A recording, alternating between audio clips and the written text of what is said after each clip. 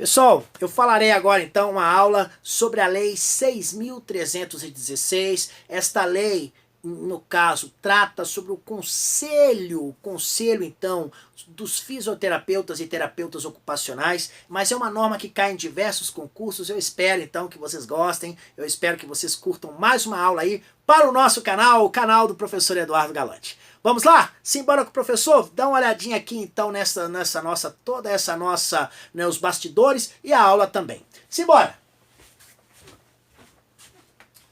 Vamos lá, hein? Simbora!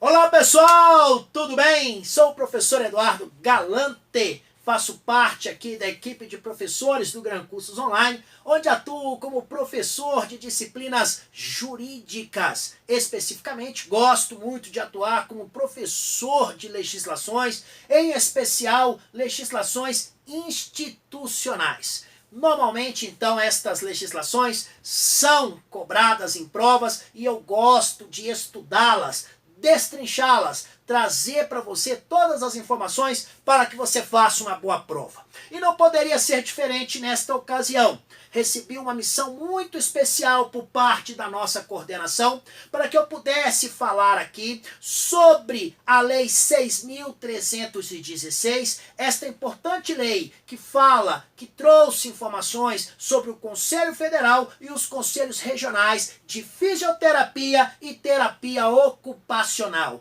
De uma forma mais didática, é conhecido então como CREFITO, tá bom? Então esta norma, ela é muito cobrada, muito mesmo, em diversos concursos, concursos para terapeutas ocupacionais, concursos para fisioterapeutas, concurso para o CREFITO. Outras vezes eu já vi questões desta disciplina para concursos de auditoria, já vi também para concursos de tribunais de contas. Então é uma lei extremamente importante e nós vamos então tratar sobre esta lei com riqueza de detalhes. Combinados? Vamos lá então? Simbora com o professor, partiu a aprovação. O objeto do nosso estudo é a Lei 6.316 de 1975.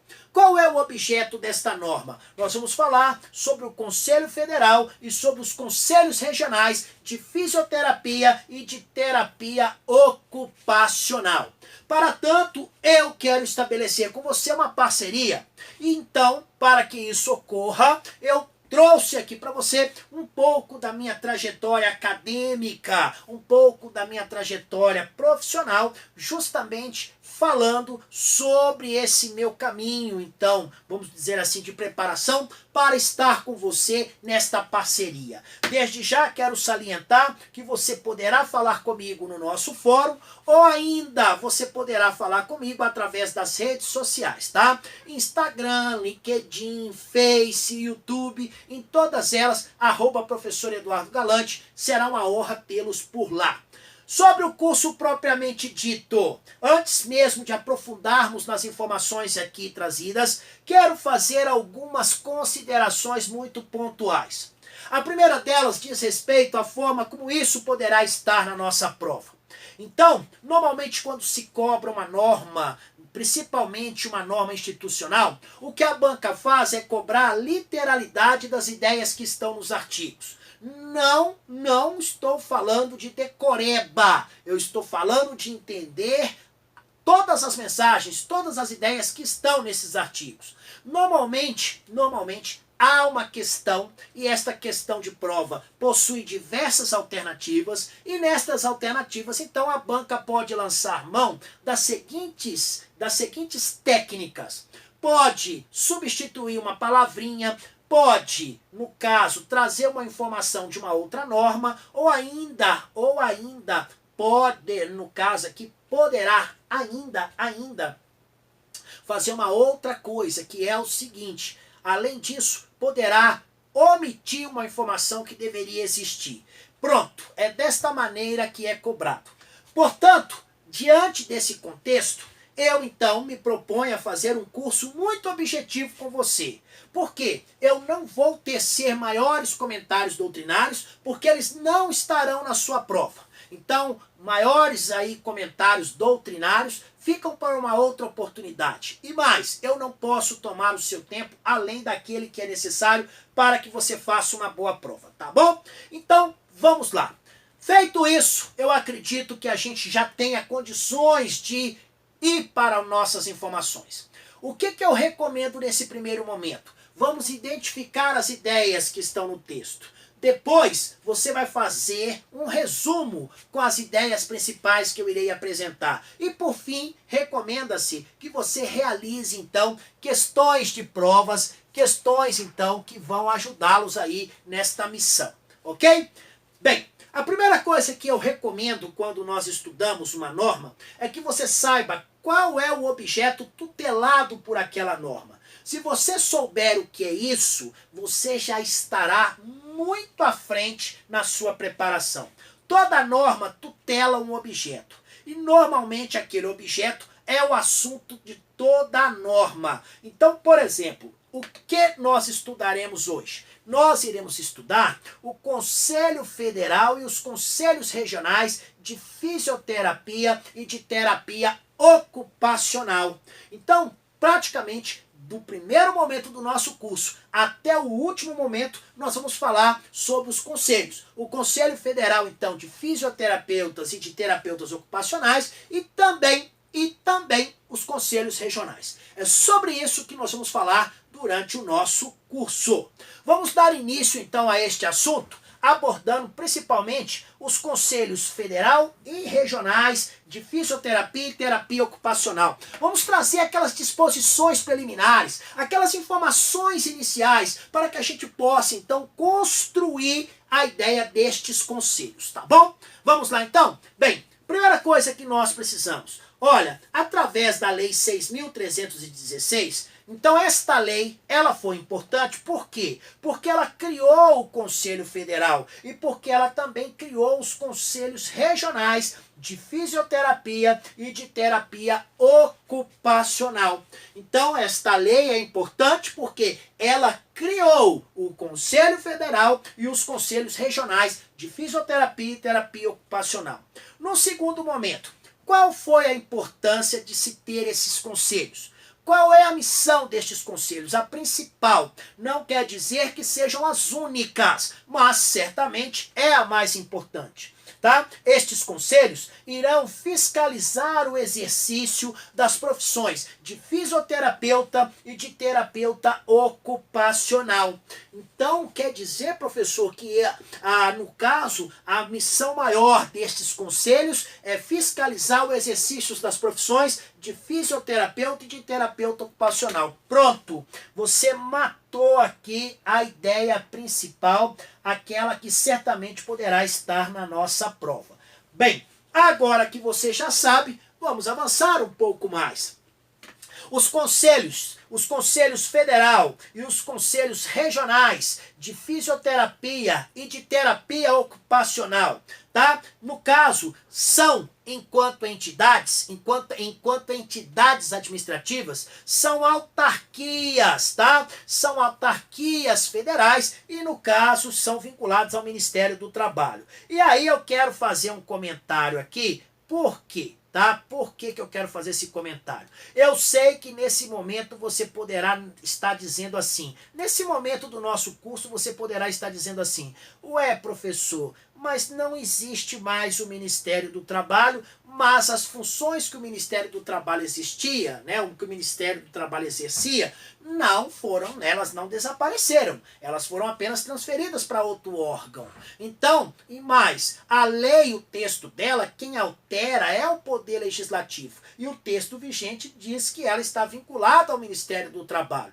Para a nossa prova, eu acredito que a banca não vai cobrar isso, tá? Que ela é vinculada ao Ministério do Trabalho. Até mesmo eu vou apagar aqui, porque eu quero deixar bem claro isso aqui, porque é o seguinte, a única coisa que me interessa aqui, então, para a nossa prova, é que os conselhos, então, são autarquias, tá bom? Logo, realiza uma atividade que é típica deputado. Então é uma entidade administrativa autarquia. E mais, o Conselho Federal de Fisioterapia e de Terapia Ocupacional. Onde é a sua sede e o seu fórum? Bem, a sua sede e seu fórum é no Distrito Federal. E as suas decisões têm qual alcance? Bem, no caso, o alcance das decisões do Conselho Federal é todo o Brasil. E os conselhos regionais? Os conselhos regionais, eles têm sede e fórum nas capitais dos estados ou territórios. Então vamos colocar aí um conselho regional, né, de fisioterapia e de terapia ocupacional do estado de Minas Gerais. A sede e o fórum ficam em Belo Horizonte. Isso é só um exemplo. Então, no caso dos estados, no caso dos conselhos regionais, a sede e o fórum são nas capitais dos respectivos estados, tá bom? E no Distrito Federal, nós sabemos, fica no DF mesmo, tá? O Conselho Federal. Olha, o Conselho Federal, ele é composto por 9 membros efetivos e suplentes, tá? Então, 9 membros efetivos, 9 membros suplentes, eles são eleitos. E estas informações são importantes para a prova, tá bom? Então, composição, 9 membros, e estes membros são o quê? Eleitos. Pronto, agora você já tem essa informação, fica mais fácil para avançarmos aqui na nossa preparação. E mais, os membros, aqueles então que compõem o Conselho Federal e os seus respectivos suplentes, por quanto tempo que eles irão permanecer junto a esse conselho? Olha, gente, o mandato deles tem duração de 4 anos. Eu disse para você que para participar tem que ser eleito, não é isso? Ok. Quem é que vai realizar esta eleição? É o colégio eleitoral, tá? E nesse caso, esse colégio eleitoral, nele nós temos um representante de cada estado, ou seja, um representante de cada conselho regional. Então, todo conselho regional vai ter um representante lá no colégio eleitoral. Então, vamos fazer uma conta aqui. Nós temos, então, 27 conselheiros, mais o do DF, não é isso? 26 conselheiros mais o do DF, 27. Nós temos, então, ali, destes 27, serão escolhidos 9 no processo eleitoral, tá bom? Olha, o colégio eleitoral convocado para a composição do Conselho Federal, ele inicialmente vai se reunir e vai deliberar sobre o assunto. Naquela oportunidade, vai ter uma discussão, vai ser feita uma realização ali também da aprovação e do registro das chapas que irão concorrer, e aí, após esta discussão preliminar, em 24 horas, realizar-se-á, então, a eleição dos respectivos membros. Olha, no caso aqui tem uma competência que era do ministro do Trabalho, eu não quero aprofundar, mas competirá ao ministro do Trabalho, é ele quem vai falar sobre as instruções, no caso aí, reguladoras das eleições. Para que eu possa, então, aqui fazer com você uma alusão às ideias mais importantes, o que interessa para mim é o Conselho Federal tem 9 membros que são escolhidos pelo colégio eleitoral, né? Lembrando que o colégio eleitoral tem um representante de cada conselho. E mais, os membros dos conselhos regionais de fisioterapia e de terapia ocupacional e os respectivos suplentes, como eu disse a você, eles têm mandato, né? Mandato deles serão de 4 anos. Também são eleitos, né? Nesse caso. Eu falei inicialmente sobre o Conselho Federal e agora estou falando sobre o Conselho Regional, tá? Então, os membros dos Conselhos Regionais de Fisioterapia e de Terapia Ocupacional, eles também são eleitos, eles cumprirão um mandato de 4 anos, tá bom? E nesse caso, o sistema eleitoral corresponderá ao voto pessoal, secreto e obrigatório por parte dos integrantes, tá bom? E isso, então, nós temos para que a gente possa elegê-los. Por exemplo, quem será o representante do Conselho Regional de Fisioterapia e Terapia Ocupacional de Minas Gerais? Um exemplo. Todos aqueles que são, então, no caso ali, né, que tem o registro junto ao Conselho, terão que participar das eleições. Tá bom? Eles, então, feito isso, escolhe aquele representante lá, escolhe os membros dos conselhos regionais. O exercício do mandato de membro do Conselho Federal e dos Conselhos Regionais de Fisioterapia e de Terapia Ocupacional, tá? Assim como a respectiva eleição, mesmo na condição de suplente. Tudo isso aí, gente, tudo isso aí, no caso, seguirá as normas estabelecidas lá na consolidação das leis trabalhistas, além de outras legislações complementares. Mas existem algumas condições mínimas para que você possa concorrer aí a esse conselho. Primeiro, você necessita da cidadania brasileira. Você deve ser brasileiro. Você deve estar habilitado profissionalmente. Você deve estar no pleno gozo dos seus direitos profissionais, civis e políticos. E mais, você não pode ter sido condenado, também por crime contra a segurança nacional. Ok? Então, fica aí esta dica para vocês. O profissional pode perder o mandato de membro do Conselho Federal e dos Conselhos Regionais? Pode, tá? Então, eles podem sim. Olha, a extinção ou a perda do mandato de membro do Conselho Federal ou dos Conselhos Regionais, esta extinção ou perda do mandato, ela poderá, no caso, ocorrer por diversas razões. Vamos aqui, eu e você, identificar aquelas que estão positivadas na nossa norma. Então, nos termos aqui da nossa lei, a extinção ou a perda do mandato, tá, do membro do Conselho Federal ou dos Conselhos Regionais poderão ocorrer por renúncia, por sobreveniência de causa, tá, que no caso resulte em a inabilitação para o exercício da profissão. Poderá também ser por condenação a pena superior de 2 anos em virtude de sentença que não caiba mais qualquer tipo de recurso. Por destituição do cargo, função ou emprego, tá? No caso, relacionada à prática do ato de improbidade. Então, cometeu o ato de improbidade, meu amigo, já era, tá? Não vai poder estar aí, então, na condição de conselheiro. Por falta de decoro ou conduta incompatível com a dignidade do órgão e por ausência, né, sem motivo justificado, a 3 sessões consecutivas ou a 6, tá? Isso em cada ano. Portanto, esta dica número 10, ela se mostra muito oportuna, muito pertinente nessa questão. Então, aqui eu trouxe para você o seguinte, olha, poderá então um membro perder o seu mandato? Um membro do Conselho Federal ou do Conselho Regional?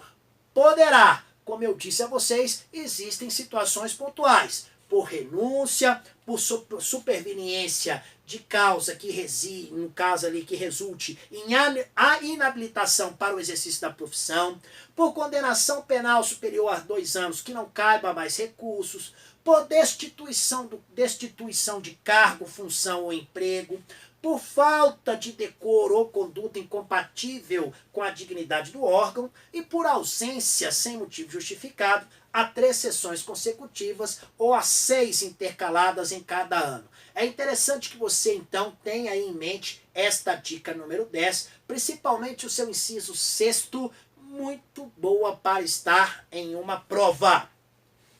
São várias as competências do Conselho Federal. Conselho, gente, aqui no caso, competência está no seguinte sentido, atribuições. Então, se você quiser anotar, é interessante que você anote isso.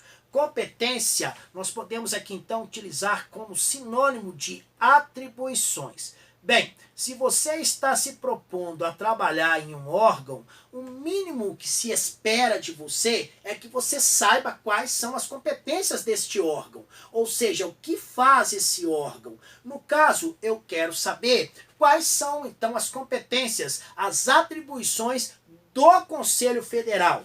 O que faz um Conselho Federal, então, aqui, tá? O Conselho Federal, então, o que ele faz nesse caso aí? Vamos eu e você então aqui em busca destas informações. Caberá, gente, ao Conselho Federal eleger, tá, dentre os seus membros, por maioria absoluta, o seu presidente e o seu vice. Então, nesse caso, é uma competência do Conselho.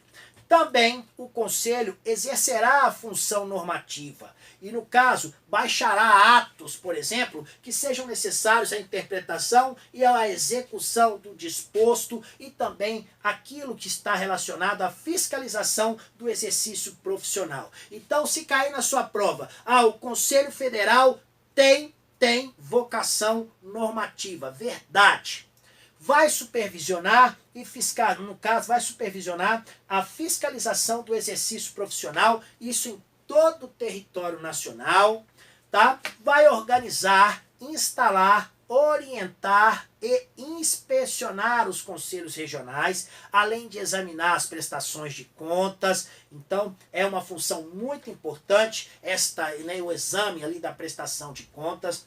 Vai elaborar e aprovar o regimento, tá? No caso, vai também examinar e aprovar os regimentos dos conselhos regionais, vai conhecer e dirimir as dúvidas suscitadas pelos conselhos regionais e vai apreciar e julgar ali os recursos de penalidade impostas, no caso, imposta ali pelos conselhos regionais. Então nós podemos dizer que o Conselho Federal tem natureza recursal? Também está correta essa informação. Tem sim natureza recursal, devido ao fato dele, no caso, apreciar e julgar os recursos de penalidade que tenham sido impostas pelos conselhos regionais.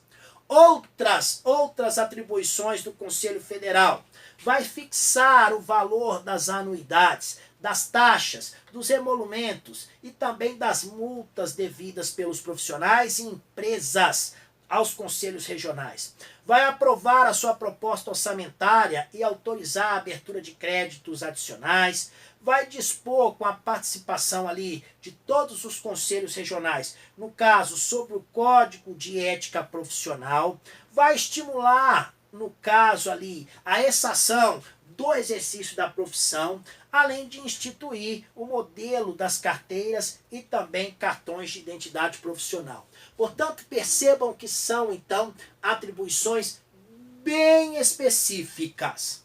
Além disso, vai autorizar o presidente a adquirir, onerar e alienar bens imóveis, emitir parecer conclusivo sobre a prestação de contas que estejam sobre, no caso ali que esteja obrigado, e vai publicar anualmente o orçamento, além dos respectivos créditos adicionais e balanços. Portanto, são, no caso aqui, atribuições específicas do Conselho Federal, ok?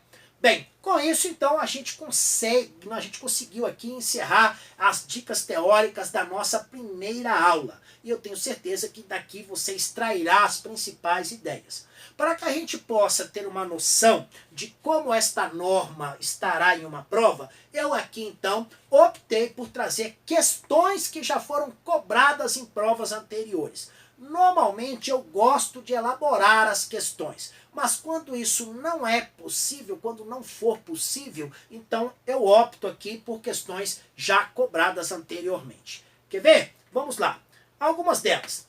De acordo com a Lei 6.316 de 75, que cria o Conselho Federal de Fisioterapia e Terapia Ocupacional, é correto afirmar que é a atribuição desse conselho. Gente, eu acabei de falar para vocês que competência e atribuições é algo que despenca em prova. Já estou aqui com a primeira, no caso aqui, a primeira ratificação dessa informação que eu te dei. Caiu. Isso aqui são questões anteriores. Então, vamos lá, eu e você analisar isso aqui. Bem, é missão então do Conselho Federal defender profissionais de ambas as profissões? Gente, no caso aqui, o que a banca quis dizer foi o seguinte: ela quer a literalidade do que está na lei. É claro que os interesses serão defendidos aí, no caso, pelo o nosso conselho. Mas defender os profissionais em ambas profissões não está previsto aqui na nossa norma. Exercer a função normativa no que concerne a ambas as profissões. Sim, eu acabei de falar que ele tem natureza recursal. Fiscalizar apenas o pagamento da unidade? Não, vai fiscalizar, vai realizar diversas atribuições. Fiscalizar todos os profissionais no âmbito da saúde? Não, não é no âmbito da saúde. Fiscalizar os fisioterapeutas e os terapeutas ocupacionais. Portanto, o único que se mostra pertinente com o que nós aprendemos, alternativa B. Questão número 2. O pagamento da anuidade ao Conselho Regional. Aí vamos lá. Letra A. É uma condição para a validação do diploma. Nós vamos ver que não é. É uma condição de legitimidade para o exercício da profissão. Verdade. Para que você possa exercer, então, a sua profissão, é necessário que você, então, realize o pagamento. Então, a letra B se mostra condizente. É uma obrigação desde a colação de grau. Não, não é uma obrigação desde a colação de grau. Ué, se você tem um curso, mas você não quer exercer, não é uma obrigação. É uma irregularidade administrativa. Também não há qualquer cabimento nisso aqui. Uma faculdade do profissional de fisioterapeuta. Não. Se ele quer exercer a função de fisioterapia, ele tem que pagar, ele tem que registrar. Portanto, única alternativa correta, alternativa B. Questão número 3. Questão número 3, esta eu elaborei. Nos termos da lei 13.000, nos termos da lei, então, 13.000, tá? 380, que dispõe sobre a prática da ecoterapia, assinale a alternativa correta. Os conselhos federal e regional, que se refere no artigo, constituem em conjunto uma autarquia, no caso federal, vinculado ao Ministério do Trabalho. Correta esta informação.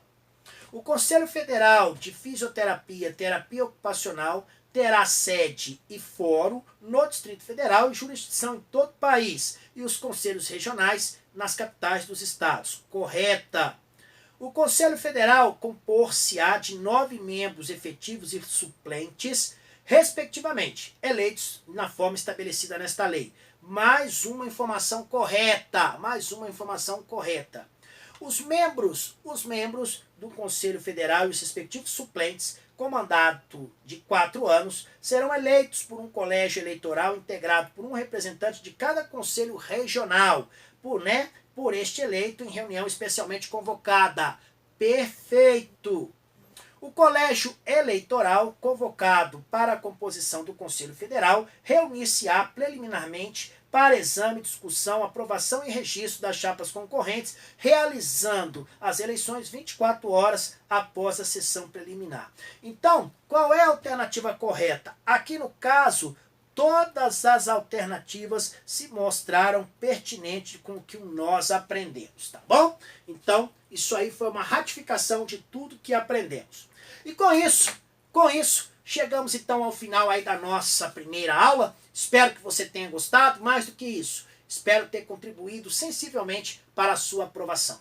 Fiquem com Deus. Até a nossa próxima aula. Tchau, tchau. Bem, pessoal, essa aí então foi uma aula sobre a nossa lei, tá? A nossa lei 6.316. Espero que vocês tenham gostado. E mais do que isso, que ajude a todos vocês nas respectivas preparações. Fiquem com Deus. Um beijo. Tchau, tchau.